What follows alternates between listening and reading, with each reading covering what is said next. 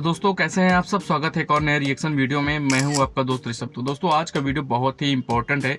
जी हाँ दोस्तों, जैसा कि आप लोगों को पता है कि बलूचिस्तान में जिस तरीके से हमला हुआ है, जी हाँ दोस्तों, पाकिस्तान की एक ट्रेन पर जिस तरीके से बलोच फ्रीडम फाइटरों ने कब्जा किया है, उसे हाईजैक कर लिया है और 2 दिन से ज़्यादा होने वाले हैं। लेकिन पाकिस्तान की जो नंबर 1 फौज है, जो बहुत ही गर्व प्राउड होता है पाकिस्तानियों को अपनी इस फौज पर, वो कुछ भी नहीं कर पाई है। हालांकि उनके मीडिया में बड़े बड़े दावे किए जा रहे हैं कि भाई बलोच जो फ्रीडम फाइटर है उनको मार दिया गया है और सभी बंधुकों को छुड़ा लिया गया है, जो कि पूरी तरीके से झूठ है। तो अब देखते हैं कि भाई पाकिस्तानी लोग अपनी आर्मी की नाकामी पर क्या कह रहे हैं और कैसी बातें कर रहे हैं।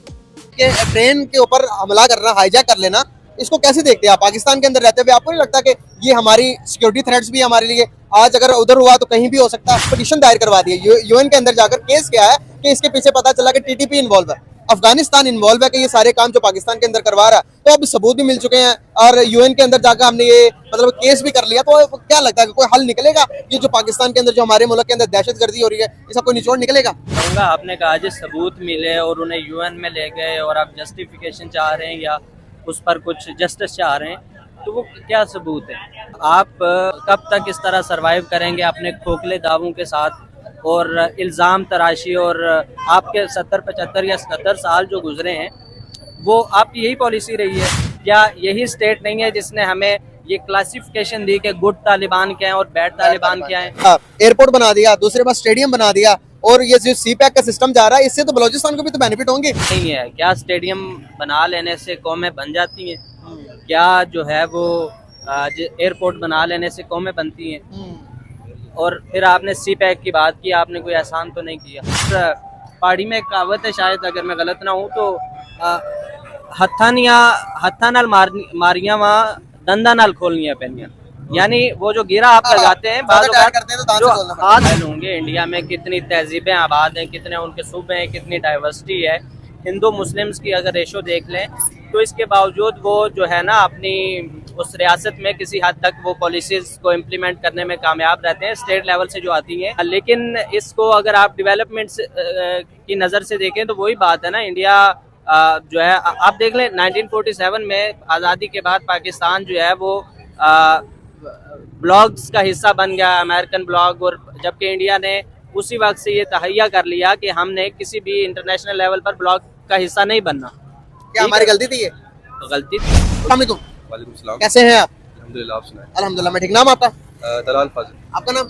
जुनैद राजपूत। आपका नाम? उस्मान मालिक। जबरदस्त हो गया यार। आप लोगों से बात करने का पर्पस है कि बलूचिस्तान के अंदर जो आर्मी चल रही है, BLA, बलूचिस्तान लिबरेशन आर्मी, भाईजान, उन्होंने क्या किया है कि पाकिस्तान के एक ट्रेन को पूरी को हाईजैक कर लिया। उन्होंने हाईजैक करने के बाद 100 से ज्यादा लोगों को मार दिया, शहीद कर दिया। क्या कहना चाहेंगे? डे बाय डे कोई नए काम सर अंजाम देती जा रही है, ये चाहते क्या है? देखें, जो इस तरह के मामला होते हैं पॉलिटिकल, तो कभी भी लीनियर लाइन में नहीं चलते। हम नहीं कहते कि यस या नो का क्वेश्चन होता है। अक्सर औकात ये होता है कि कोई धड़ा, कोई तबका हुकूमती पॉलिसियों से, स्टेट की जो ज़्यादतियों से तंग आ जाता है। मगर उसके बावजूद मैं ये समझता हूँ कि स्टेट के अगेंस्ट आपको इस तरह की वायलेंस नहीं करनी चाहिए। अगर मैं गुस्सा भी हूँ स्टेट पे, तो उसका ये मतलब नहीं है कि मैं अनारकली लोगों को मारना शुरू कर दूँ, मैं होटल्स को हाईजैक कर दूँ। एग्जैक्टली। ये एक स्टेट विद स्टेट का जो सिचुएशन है वो किसी भी तौर पे काबिले बर्दाश्त नहीं है, बर्दाश्त नहीं है। और मैं भी ये समझता हूँ कि जाहिर है उनके कुछ ना कुछ तहफ़्फ़ुज़ात होंगे, लेकिन आप देखेंगे कुछ अर्सा पहले वो एक पीसफुल प्रोटेस्ट लेकर आए थे इस्लामाबाद में। इस्लामाबाद में आए थे। That is a good way और ये पॉलिटिकल तरीका है, ये एक डेमोक्रेटिक तरीका है। मगर इस तरह निहत्ते लोगों को, जो मजदूर हैं, उनको कत्ल कर देना आए रोज़ आप सुनते हैं, तो ये स्टेट की जो पॉलिसी है ये कतन अच्छी नहीं है, ये काबिल मज़म्मत है। और मैं ये समझता हूँ कि किसी पॉलिटिकल डेमोक्रेटिक वे में अगर वो अपने मुतालबात रखते हैं तो उनको सुना भी जाएगा, उनकी पर्दाख्त भी की जाएगी। तो अगर आप इस तरह करेंगे तो फिर तो स्टेट तो यह है कि उसने अपनी रेट टाइम कर रही है, वो तो आपको क्रश करेगी। फिर आप ये कहेंगे कि हमारे खिलाफ ज्यादती हो गई है, क्योंकि आपने एक मौका फराहम कर दिया, वेंट आपने दे दिया हुकूमत को कि वो आए और आपको क्रश करे। तो ये निहत्ते लोगों का क्या कसूर है जो वहाँ पे जा रहे हैं? बिल्कुल सही बात। उनका क्या कसूर है वहाँ? आपका क्या राय है इस बारे में कि ट्रेन के ऊपर हमला करना, हाईजैक कर लेना, इसको कैसे देखते हैं आप? पाकिस्तान के अंदर रहते हुए आपको नहीं लगता कि ये हमारी सिक्योरिटी थ्रेट्स भी हमारे लिए, आज अगर हमला करना, हाईजैक कर लेना, इसको कैसे देखते हैं आप? पाकिस्तान के अंदर रहते हुए आपको नहीं लगता कि ये हमारी सिक्योरिटी थ्रेट्स भी हमारे लिए, आज अगर उधर हुआ तो कहीं भी हो सकता है, और इसके ऊपर क्या इकदाम करनी चाहिए? क्या लगता है आपको? भाई मैं ये समझता हूँ कि आपका ताल्लुक किसी भी ग्रोह, किसी भी नस्ल, किसी भी मज़हब, किसी भी फ़िरके से है, आप अपने मुतालबात के लिए किसी भी इंसानी जान का ज़या नहीं कर सकते। Exactly. ये एक गैर इंसानी अमल है। मैं इसको एग्जैक्टली ठीक नहीं समझता। बिल्कुल प्यारी बात की आपने। तो दोस्तों ये रही आज की वीडियो और आप लोगों ने देखा कि भाई पाकिस्तानी लोग किस तरीके से अपनी आर्मी के ऊपर ही सवाल उठा रहे हैं, और उठाएं भी क्यों ना, क्योंकि दोस्तों 2 दिन से ज़्यादा होने वाले हैं लेकिन अभी भी बलोच के चंगुल में जो बंधक हैं उनको छुड़ाया नहीं जा सका है। हालांकि पाकिस्तान आर्मी ये दावा करती है कि भाई हमने सभी बंधकों को छुड़ा लिया है और साथ ही साथ बलोच के जो फ्रीडम फाइटर हैं उनको मार गिराया है, लेकिन ये पूरी तरीके से सही नहीं है, क्योंकि हाल ही में एक वीडियो सामने आया था जिसमें बलोच फ्रीडम फाइटर के गिरफ्त में रहने वाले एक बंदे ने खुद ही ये बताया था कि भाई उन्होंने बच्चे और महिलाओं को पहले दिन ही रिलीज कर दिया था। उसके बावजूद पाकिस्तान के कुछ मंत्री हैं, कुछ लोग हैं जो कह रहे थे कि भाई नहीं, उन्होंने महिलाओं और बच्चों को ढाल बनाया है, जबकि वहाँ जो मौजूदा वहाँ के लोग हैं वो खुद ही बता रहे हैं कि उन्होंने बच्चों महिलाओं को रिलीज कर दिया था। आप सोचिए कि पाकिस्तान के लोग, पाकिस्तान की आर्मी कितने बड़े झूठ बोल रहे हैं, वो भी ऐसे संदिग्ध मामलों पर, ऐसे गंभीर मामलों पर। तो बहुत ही शर्म की बात है कि भाई ऐसे मामलों पर तो आप लोग सच को बताएं दुनिया को।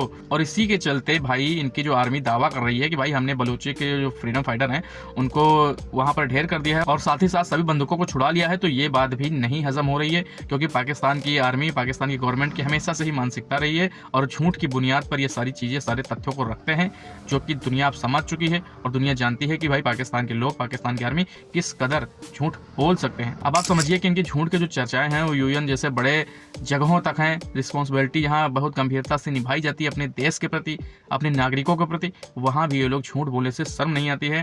तो मुझे नहीं लगता है कि पाकिस्तान की आर्मी जो दावा कर रही है वो सही होगा। जो मौजूदा हालात हैं, इनकी जिस तरीके से फितरत रही है, तो उसके रिजल्ट कुछ और ही होंगे। और दोस्तों मैं दोनों पक्षों की तरफ से मैं यही ऐसा करता हूँ कि भाई पाकिस्तान के जो बंधक हैं वो जल्द से जल्द रिहा हो जाएं, और साथ ही साथ बलोचिस्तान के जो फ्रीडम फाइटर हैं उन्हें कोई दूसरा समझौते की प्रक्रिया को अपनाना चाहिए और पाकिस्तान के बड़े गवर्नमेंट के हुक्मरानों के साथ बैठकर एक समझौता डील करनी चाहिए। इस तरीके से, गलत तरीके से कोई भी चीज़ को फ्रीडम लेना, फ्रीडम जैसी चीज़ों को, अच्छी चीज़ों को लेना, ये बहुत ही गलत है। मैं इसकी निंदा करता हूँ।